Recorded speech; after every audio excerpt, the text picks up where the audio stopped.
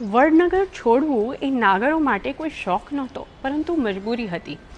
13મી સદીના અંત સમયે ઈસવીસન 1297થી 1300ની આસપાસ જ્યારે અલાઉદ્દીન ખિલજી કે જે દિલ્હીનો શાસક હતો તેના સેનાપતિઓ ઉલુગ ખાન અને નુસરત ખાને ગુજરાતના સમૃદ્ધ શહેરો પાટણ અને વડનગર પર હુમલો કર્યો.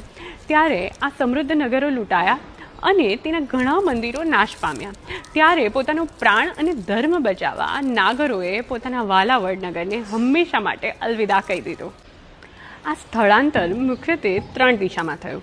જોકે મજાની વાત એ હતી કે આ નાગરો જ્યાં પણ ગયા ત્યાં શરણાર્થી તરીકે નહીં પરંતુ શાસક બનીને રહ્યા. પહેલું મોજું ગયું સૌરાષ્ટ્ર તરફ, જૂનાગઢ, જામનગર, ભાવનગરના રજવાડાઓમાં. રાજપૂત યોદ્ધાઓ પાસે બહાદુરી હતી, પરંતુ રાજ્ય ચલાવવા માટે તેમને જરૂર હતી તેજસ્વી બુદ્ધિની.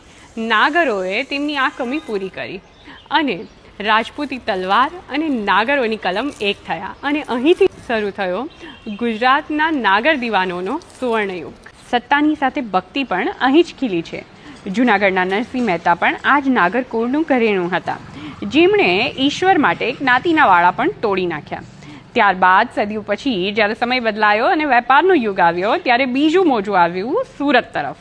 આ સ્થળાંતર મોટેભાગે મોગલો અને અંગ્રેજોના સમયગાળા દરમિયાન થયું. સુરત ત્યારે ધીકતું વેપારી બંદર હતું અને સુરત સોનાની મૂરત કહેવાતું હતું. અહીં મોગલોને અને અંગ્રેજોને બંનેને વેપારનો હિસાબ કિતાબ રાખવા માટે અને મહેસૂલ ઉઘરાવવા માટે હોશિયાર માણસોની જરૂર હતી. નાગરોએ આ તક ઝડપી લીધી અને તેઓ દેસાઈ બન્યા. એટલે દક્ષિણ ગુજરાતમાં આજે પણ નાગરોની નાતમાં જે દેસાઈ નામધારી અટકો છે તે આ સુવર્ણ સમયના સાક્ષી રહ્યા છે. ત્રીજું મોજું જે ગયું તે વડોદરા અને મરાઠા સામ્રાજ્ય તરફ ગયું. જ્યારે પેશવા અને ગાયકવાડ સરકાર અસ્તિત્વમાં આવ્યા ત્યારે આ નાગરો મરાઠી શીખ્યા અને ગાયકવાડ સરકારની તિજોરીના રક્ષક બન્યા. આમ વડનગરથી નીકળીને તેઓ કાઠિયાવાડના મુત્સદ્દી બન્યા, સુરતમાં વૈભવી બન્યા અને વડોદરામાં કલાપ્રેમી બન્યા નાગરો. સત્તાના રાજમહેલોથી દૂર નાગરોની પોતાની એક અલગ દુનિયા હતી, જે હતું તેમનું ઘર, તેમનું ફળિયું, જ્યાં સાંજ પડે ઓટલા પર બેસીને સંગીત ગૂંજતું, કવિતાઓ લખાતી અને હાસ્યના ફુવારા ઓળતા.